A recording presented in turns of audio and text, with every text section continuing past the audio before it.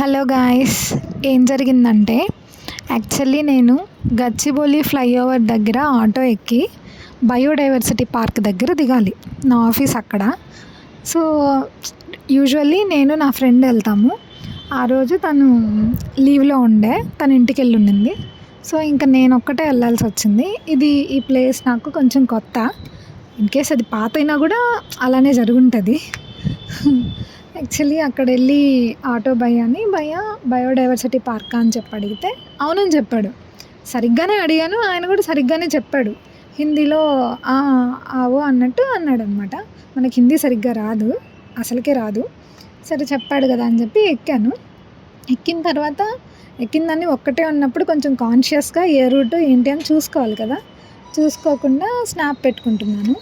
Snap పెట్టేసుకున్న తర్వాత చూస్తే ఈ రూట్ మనలా లేదే, ఈ బిల్డింగ్స్ అన్నీ కొంచెం కొత్తలా ఉన్నావే అని చెప్పి డౌట్ వచ్చింది. తర్వాత కొంచెం దూరం వెళ్ళిన తర్వాత ఇంకా డైరెక్ట్గా అడిగితే ఆయన వచ్చి బయోడైవర్సిటీ పార్క్ కాదు, మెట్రో అని చెప్పి అన్నాడు. రాయదుర్గ్ మెట్రో నాది కాదు, నేను ముందే అడిగాను కదా అని చెప్తే ఆయన లేదు నేను ఇక్కడే అని చెప్పాను అని చెప్పి అంటున్నాడు. ఇంకేం చేయాలి, ఒక్కదాన్నే ఉన్నాను, ఎండగా ఉంది, పొద్దున్నే ఆల్రెడీ లేట్ అయింది ఆఫీస్కి. ఇంకేం చేయాలి, కంట్లో నీళ్ళు వచ్చేస్తూ ఉన్నాయి, ఏడుపు వస్తూ ఉంది.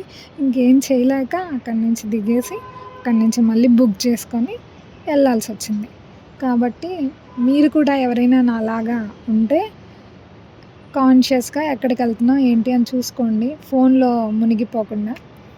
అంతే గాయ్స్, థ్యాంక్ యూ.